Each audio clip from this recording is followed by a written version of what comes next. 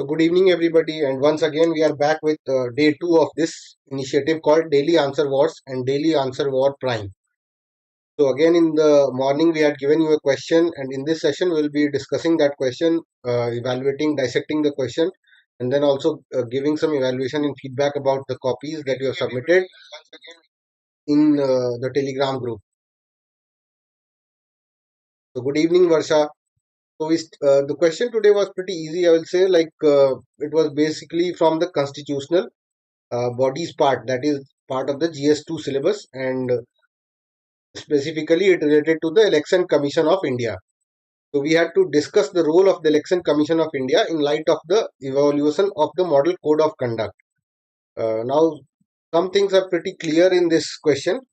For example, the introduction and the conclusion was quite easy. If you look at the question, just you had to talk about Election Commission of India in the intro and link it with the Model Code of Conduct. And one thing that all of us know about Model Code of Conduct is that it is not enforceable, or it is not statutory, not backed by any act or something like that. So again, in the conclusion, you could have just argued for the for making it statutory or being enforceable. So that was a ready-made conclusion for you if you just knew about the fact that the MCC is not enforceable. And the introduction was also quite easy because you had just to write about the article that relates to the Election Commission of India, that is Article 324 of the Constitution, and just relate it to the Model Code of Conduct, like what is the relation of ECI to Model Code of Conduct, and that would have been a decent enough intro. Next, we will go in the same format. Like first, we will talk about the introduction, then the body of the answer, then the conclusion. We will see if we can add some way forward or something like that in this answer. So starting with the introduction, we start with again Article 324. So Article 324 of the Constitution gives the Election Commission the power to supervise elections to the Parliament and state legislatures in India. So this all of you know, I think.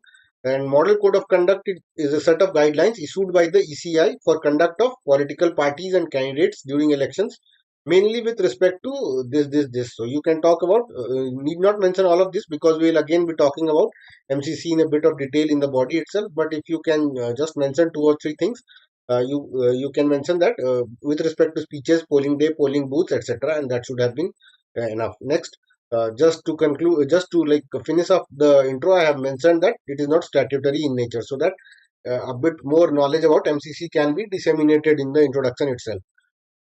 So the question now asks that in the light of the evolution of the Model Code of Conduct. So the Model Code of Conduct in the form we see today was not proposed in the Constitution or something like that. So it evolved during the period of during the post-independence period. After we started conducting elections, slowly and gradually, the Model Code of Conduct has evolved. So just I have traced the bit of evolution of MCC after just the introduction. So you can talk about like evolution of the MCC and beginning with the origin and the present form that was put in place in 1991. So in the origin, in the assembly elections of Kerala in 1960, for the first time this concept of MCC was introduced. So the state administration prepared a code of conduct for political actors.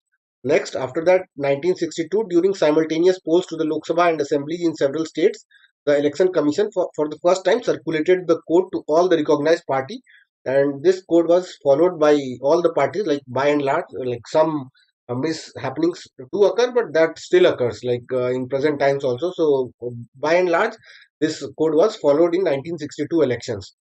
So after that, in 1979, the Election Commission again came up with a comprehensive code that saw further changes after consultations with parties. In 1991, the Election Commission first effectively put to use the Model Code of Conduct to ensure fair elections and a level playing field. So this was basically the evaluation of MCC. Now let us see what we exactly needed to write in the body of the answer. So the question is asking, discuss the role of the Election Commission of India in light of the evaluation of the Model Code of Conduct. So evaluation we have already discussed. So we just need to talk about what role did the EC play or the Election Commission play in the evaluation of the Model Code of Conduct. Now, as you know, most of the role has been played by the Election Commission itself. It is not that some Parliament or the Supreme Court has uh, said something or evolved the Model Code of Conduct. By and large, it has been the Election Commission that has evolved the Model Code of Conduct or put in place some regulations or some ideas that need to be followed by most of the political parties during elections, like before elections, on the election day, and even after elections. So there have been some one or two judgments by the Supreme Court or some committee recommendations by parliamentary committees to like strengthen the model code of conduct. But by and large, it has been the election commission's prerogative to like evolve the model code of conduct. So most of the things that relate to the model code of conduct, you could have written in this answer basically. So you could have just talked about what does the model code of conduct do, what all regulations does it bring in place. So you could have just dissected your like all the points in mini points and then written it. So let us move on to see what all we could have written. So role of Election Commission with respect to Model Code of Conduct. So first and foremost, it is the holding of constitutional mandates. So constitutionally, EC is mandated under Article 324 to conduct free and fair elections. So the MCC is like a step in that direction. The Election Commission has tried to make the election process fair, and hence it has tried to create a level playing field for all the political parties. Next is about prevention of malpractices. Now these 2 points I have like written in a bit of detail. What you could have done is just like combined the crux of these 2 points and written it in 1 point also, if you were like sort of space or your word limit was too much. So ECI ensured that electoral offences, malpractices and corrupt practices such as impersonation, bribing and inducement of voters, threat and intimidation to the voters are prevented by all means. So we see that cash is given to the voters, like bribes are given, and in some cases even threat of force, or like we see that threat of violence is done against some certain communities and all of that. So all of those come under malpractices, and the model code of conduct prevents that. So you could have talked about that. Next, we talk about the general conduct. So the Election Commission ensures that criticism of political parties must be limited to their policies and programs, past record and work and activities such as using caste and communal feelings to secure votes, criticizing candidates on the basis of unverified reports, and organizing demonstrations or picketing outside houses of persons to protest against their opinions are prohibited. So the model, according to the model code of conduct, you need to limit your criticism of your opposition. For example, if some party is in power or even not in power, the opposition party or the party against which it is fighting the election, you must limit your criticism of that party to the policies and programs or work of that party or the past record of that party or the policies that party has implemented. Now, using these discriminatory terms like for caste, communal feelings, etc., criticizing candidates, defaming them basically, like on the basis of a false report, on the basis of a false video leak, something like that. If you start criticizing a candidate, so that is not considered fair until and unless that is like a verified source or something proved in the court of law. So without that, you cannot just go on criticizing candidates on the basis of unverified reports. So you could have talked about this. Next, we move on to the regulation of meetings and processions. So in this case, ECI ensures while when the parties go on for meetings before elections, pre-elections, the ECI through the Model Code of Conduct asks the parties to take the permission of the local police authorities. So I have talked about that only basically. So so that the police can arrange for the security, because there are a lot of like flare-ups whenever such meetings happen, and something or the other keeps on happening. So to prevent those events to occur and to keep the law and order safe and secure, they are asked to take the permission of the local police authorities. So you could have talked about that regulation of meetings. Similarly, it also regulates the processions. Now, what happens is like in a certain area, sometimes two or three candidates try to take out processions at the same time along the same route. For example, in recent times also, we have seen that during festivals this happens, but uh, in processions also, like during elections, if you uh, two or more candidates are taking processions along the same route, and at the same time, that is avoided. That should be avoided according to the Model Code of Conduct. So ECI tries to ensure that no two processions of different candidates are planned along the same route to avoid clash, and also avoids carrying and burning effigies representing members of other political parties. So this is basically the pre-election process of MCC. You could have divided again your body into two, three parts. So first part you could have talked about what all rules and regulations does the ECI propose in the MCC for pre-election phase, and what all rules and regulations does it propose on the election day or the polling day, and after that what all rules and regulations it proposes according to the MCC. So next we go on to talk about the polling day.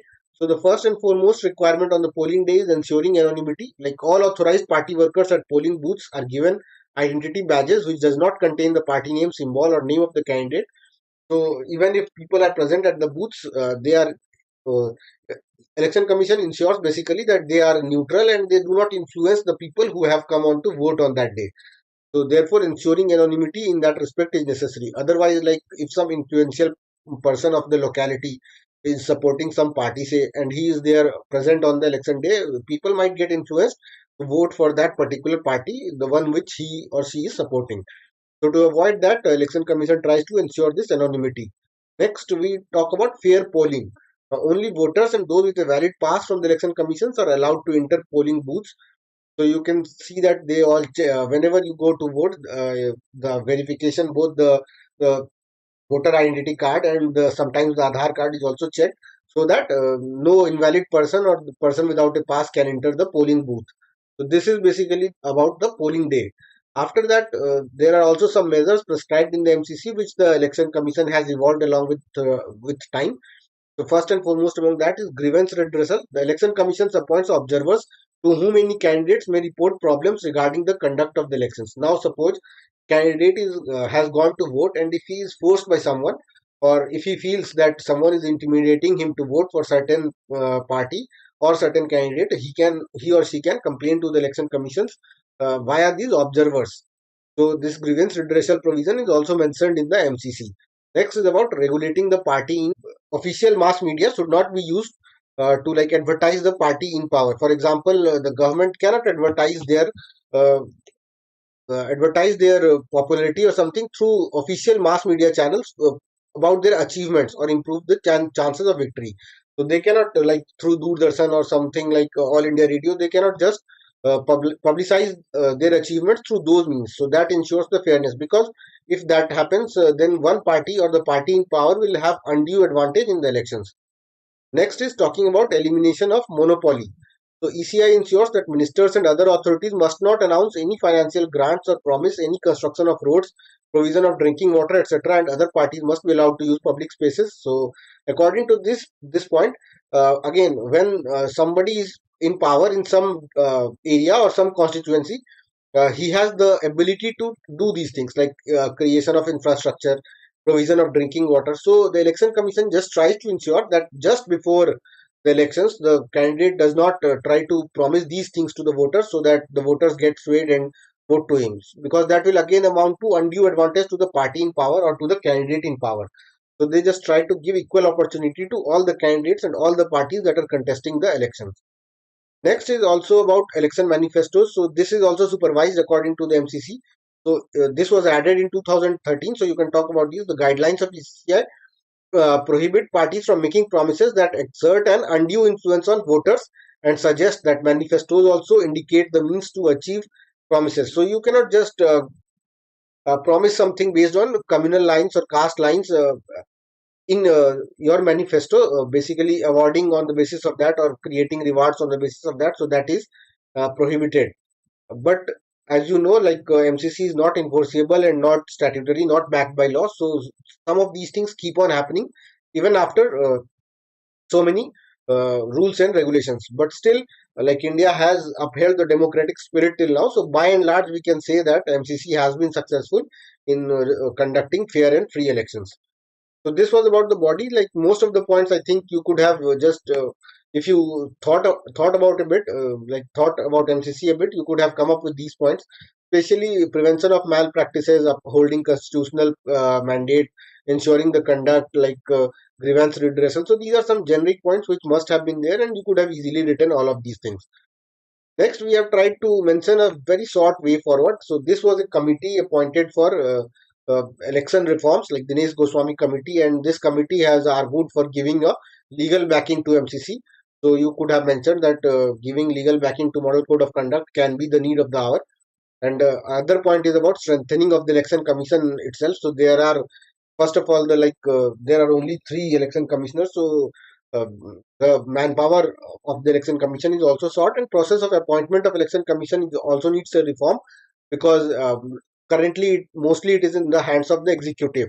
So that gives an undue advantage to the party in power. So you can say that the appointment and the strength of the election commission should can be reviewed.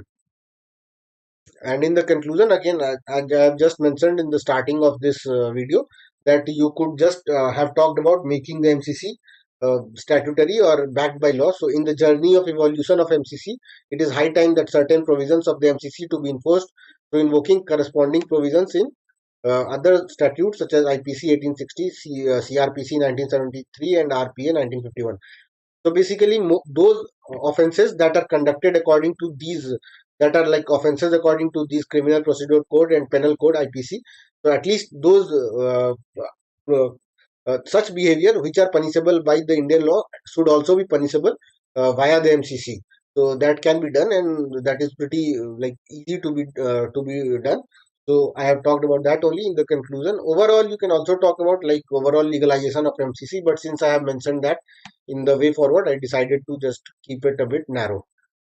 So this was the basic framework of this answer. I think most of you must have written along these lines only. Like some of the copies that I saw has been on these along these lines only. There was not much data that was needed to be remembered in this answer, and not many facts also. Just you needed to have a broad idea about the Model Code of Conduct.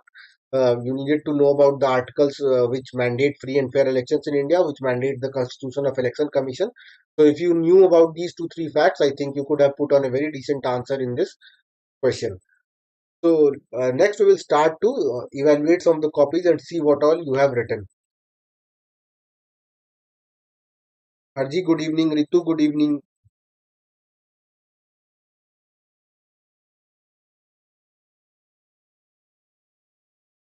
CSE Adda, I'll cover the whole answer CSE Adda. Don't worry. Like I go through each and every point. Nisa, good evening. Nikhil, sir, how many provisions can we mention in body? Up to you, Nikhil. Actually, since this is a 15 marker, I think 6, 7 provisions would have been sufficient. But it is always good to mention more, one or two more than what is the regular number to get some extra mark. Because this question is quite generic, and I think most of the people who are CS aspirants will mention 5, 6 of the uh, points of the body that I have mentioned here. But still, you could have done good with mentioning 6, 7 points. So now let us move to looking at some of the copies. First of all, it is Versa's copy. So Article 324 of the Constitution finds he has started with this only provides the power of superintendent direction control of election to the Parliament, the Office of President of India and the Office of the Vice President of India shall be vested in the okay. So Versa, one thing you can do is like you need not like copy the exact language of articles that is mentioned in the Constitution when you are writing answers, because you see what is happening is you are writing 5 lines for just saying that election commission has the power to conduct elections according to Article 324. So you just mentioned Article 324. You mentioned that has the power to conduct free and has given the been given the mandate to conduct free and fair elections in India, and that should be sufficient. Next, you try to link it with MCC. Let us see what you have done, which is permanent independent body established by Constitution of India, ensure free and fair election in India by following norms. Yeah, just you try to link it with MCC as fast as you can, because the question, if you see, is not about Election Commission of India. They have just asked about one aspect that Election Commission is involved with among the multiple things that it does, and that is about only the Model Code of Conduct. So the focus thing in this answer is the Model Code of Conduct, not the Election Commission. So election commission should be your just the background. Like you can start with talking about election commission, then you should try to come as fast as you can to model code of conduct. You can just say that election commission has been responsible by and large for the evolution of model code of conduct, and it is the conduct that is like conducts the general behavior and all of the parties and candidates that go to elections in India, and that should be enough, I think. So introduction can be shortened, as I said. Next, we move on to the next part of your answer, key provisions. So again, this is fine. Key provisions.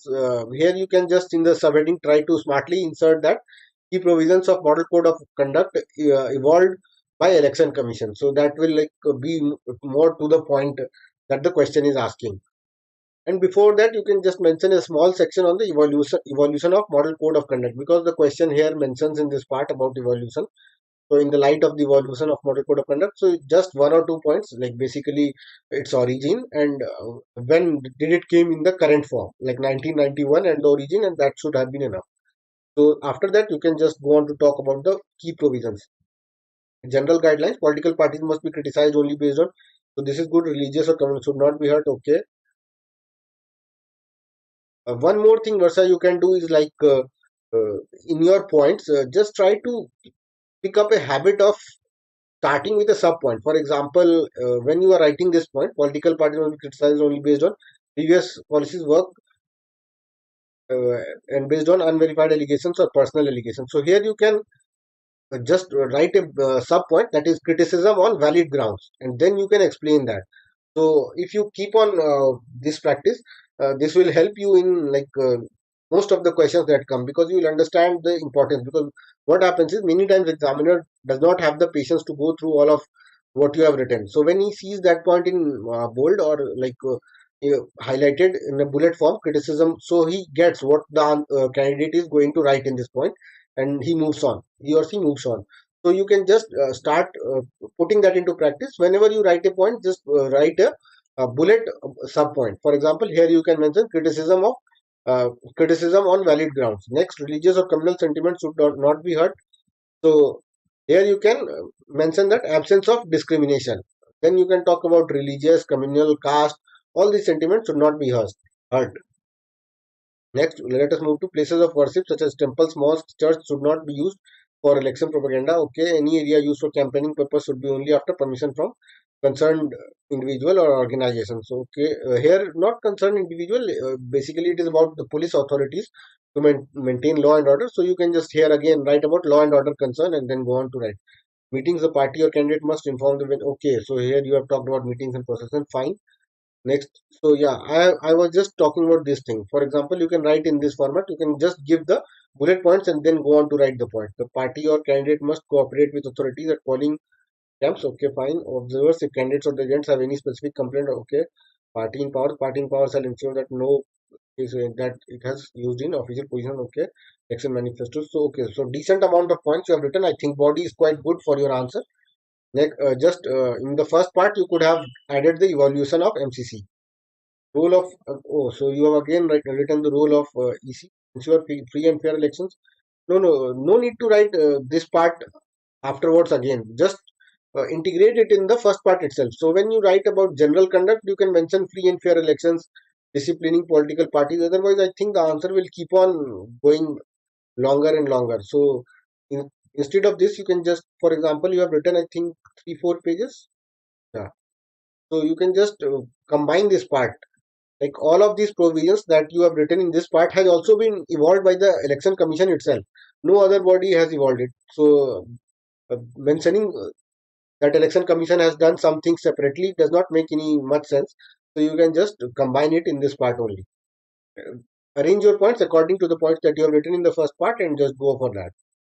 Next, let us see what you have written in the report. However, more provisions are to be included in MCC to make ECI more purposeful, bringing social media. So, okay, so this is fine. This can act as a way forward. Just try to keep it short so that what limit can be stuck to. Election and right to vote is an integral and indispensable part of the country, as aptly pointed out by Abraham Lincoln. The ballot is stronger than the bullet. Okay, fine, but again, here you can argue more with respect to MCC rather than elections on a whole, because the question is not asking about election commission or the election as a whole. It is like narrowly, it has been narrowed down and it is talking about MCC. So you can just talk about making MCC enforceable or statutory. So that will be a better conclusion according to me. So overall decent answer. I think body of your answer is quite good. Structuring is a bit like Housepout, for example, here you could have just mentioned this in the first part, and evolution of MCC, broad evolution could have been mentioned. Introduction could have been shortened a bit. So overall, I think you will get 5 out of 15 for this answer, Versa. Next, we move to Manish's copy, I guess. This is Article 324. Okay, fine. To conduct free and fair. Okay, fine. To achieve this constitutional. So this is fine. For example, he has just used one line to introduce Article 324 Election Commission and then just come down to talking about MCC, like connect it to Moral Code of Conduct. MCC is a set of instructions, so fine, you can talk about MCC a bit. Role of Election Commission in light of evolution. So before this part, you can just talk about the evolution of MCC, like give the broad timeline. So that will be a bit better, like some extra info because the question is talking about the evolution. Then you can come to this part. Now this is the crux of the answer. So now let us see. EC has to ensure that caste. Okay, fine. EC has that alcohol is not served to citizen before.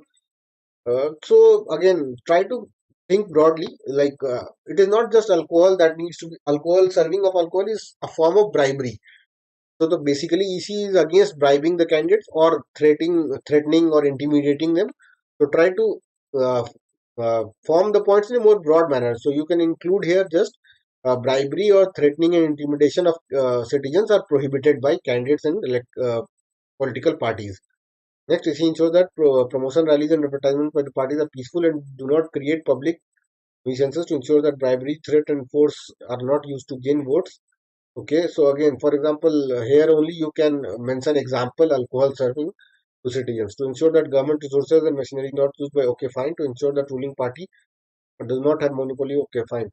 So this is okay, but again, I think the body of your answer is a bit low on content. I'll say because what all provisions are there for polling day or after polling you have not mentioned, so you could have added those points. And also some of the points are a bit generic, like you have not gone on for writing some of the exact things that the model code of conduct says. So I think if you go through MCC once, I think this answer will get pretty better. uh, because the structuring is quite fine and what to write you are understanding, but the language and some more points are missing in this answer. Through these codes, EC has significant power to ensure that voting is first, but MCC comes with their own lacunas. They are not legal and therefore okay fine, this is okay. EC can only so fine. It's often advised by political scientists that MCC should be, so this is okay. Overall you have just talked that MCC is not legal and it should be enforceable, but I think you have taken a lot of space for this. So rather than talking about the lacunae of MCC, you can just mention the way forward. First point, you can talk about the Dinesh Goswami committee asking it for making the MCC legal, and in the conclusion you can just argue about making it legal or making at least some parts of it legal. So overall, I think structuring and all, due to all of that, I think 4.5 out of 15 you will get for this answer, Manish. Next, we move to Amish's copy. The Election Commission of India is a constitutional body. It was established by the Constitution of India to conduct. So here you can just mention the article number, so that will add to your argument. Model Code of Conduct is a set of guidelines. Okay, fine. Conduct. Okay, this is good. Role of ECI in evolution of early Kerala state government in for the first time issued a set. Okay, so this is good. You have talked about the evolution also. This code was then taken into national cognizance during the 1990 okay 62 and state legislative election. So okay fine. Here you can just end with the 1991, I think. Okay, so you have talked also about emergency era. Chief election officers were directed to constitute district level standing committees. State collector, different political party member, 90 LPG era, and the code was further consolidated and the improved version now provided for the provisions ensuring effective implementation. In 2001, a mandatory clause providing the date of election should not be known more than state Supreme Court judgment as Subramanian emergency government and others directed the election commission to formulate guidelines regulating the conduct of political parties and the status. Yeah, I think you have diverted from the point a bit, Avnish, because you have tracked the evolution fine, but the question is not just asking the timeline of evolution of model code of conduct. The question is also basically also asks that what all provisions and how did the model code of conduct evolve. So you have to mention like some of the provisions of the model code of conduct that the ECI has put in practice as the time has passed. Like current version of the model code of conduct is not the first version. So during the first version, there were some points given by ECI, and those points were expanded upon, expanded upon, expanded upon, and then the current version is there. So you just need to mention those points, at least a broad feature of those points, like what all does it entail to complete this answer. Because you have just gone on for talking about the factual things, that how it has evolved and like who gave the instruction to ECI and what did the ECI do. For example, here in the first part you have written it well. Introduction is good, and this part can be shortened a bit. Like it is fine that you have talked about this and you have quite a good knowledge about how the evolution of model code of conduct has been, but you also need to show the evolution of the content of the model code of conduct. Both the timeline and the content needs to be mentioned. So when you talk about early stage, this is fine. After that, you can just avoid these Supreme Court directives and all, and just come to reduce these parts like 1979 and different political party members, district collector committee, and all of this is not required. You can just come to 1991 in as fast as you can. So basically, not more than half a page could be dedicated to this part, and after that, one page should be dedicated to like at least half a page should be dedicated to how the content of the model code of conduct has evolved and what has the ECI done to do that. So you need to talk about that part also. I think that is lacking a bit. Some of the points are mentioned, like for example, you have talked about the content here a bit, like limited the commission intervention, date of elections.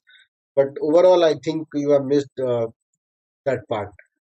And legal status is also fine, but this is again the ending of the answer. Like it is non-statutory and not backed with legal sanctions. But so when you are saying non-statutory, it automatically means that not backed with legal sanctions, and you can just conclude with this part. So that is fine. But before that, just try to talk about also the evolution of the content. So overall, I think you will get 4 out of 15 for this answer, Avnish.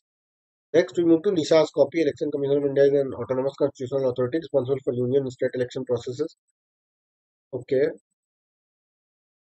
So again, this two lines are not required. You can just Article 324 mention here only and finish up writing about election commission in the first line itself, Nisha. That will shorten your answer. Then go for model code of conduct. Does not introduce new scheme. Government bodies are prohibited from participating. Okay, so you have just started talking about here only. So in the introduction, just briefly give the overview of model code of conduct. No need to talk about these things in detail here or make a flowchart here. Just talk about the broad why model code of conduct is given by the ECI to conduct basically elections in a safe, free and fair way, so that you can just broadly mention the objectives and say that it is not like statutory or not enforceable. After that, you can just come to this part, the role of election commission compiles and regularly updates electoral rules registers. No, these are not the like these are other functions of election commission. For example, electoral rolls registers. This will not come under model code of conduct. So you have to just come directly to what MCC, like what all provisions are there in the MCC and how has EC kept on adding provisions. So you just need to mention some of those provisions rather than talking about the roles of election commission. This is basically the role of election commission, not about MCC. They establish the code of conduct that the parties and candidates will adhere to. So, okay, so this you have written in the introduction itself, so no need to write again. The commission creates a schedule for advertisement on radio and television during election. He oversees the election infrastructure, ensures punishment for violation of MCC. Check. Okay. So you have broadly now written the functions of election commission, basically what election infrastructure it monitors, uh, creates a schedule. So you need not write about the functions of election commission. You need to write about more about the contents of the model code of conduct, like what all are there in the model code of conduct and what all is prohibited, what can be done, what is allowed, what is not allowed. So shed more light on those things. Challenges faced by EC while implementation of model code of conduct. So you can mention these points, but I think the first part should have been more elaborate, and then after, if you are left with some word and space, you can mention this. This is fine. Decriminalization of politics is for structural safeguard. Okay, way forward is good. Elections are the cornerstone of democracy, and the EC is crucial to that. Let's make therefore the defend the autonomy guardian of elections itself. So again, the conclusion is also more related to Election Commission of India. So I think your answer has got broad a bit, Nisha. So just look at some of the good copies that I'll be posting and try to uh, narrow down your answer to the model code of conduct. Just say that election commission has played an important role because it has been mandated to play that role and has evolved at MCC, but then go on to talk about MCC and what all changes or challenges are there with respect to the model code of conduct. So that will be a more like accurate answer to this question. Overall, I think you will get 3 out of 15 for this answer. Some improvement in content is obviously required. So that will be it for today, guys. Like, trying to review some of the copies, and again, we'll be meeting tomorrow with a new question and evaluation and feedback session in the evening. Varsha, sir, the conclusion I mentioned is more suitable for essay regarding elections, right? I think you mentioned about Abraham Lincoln, I guess.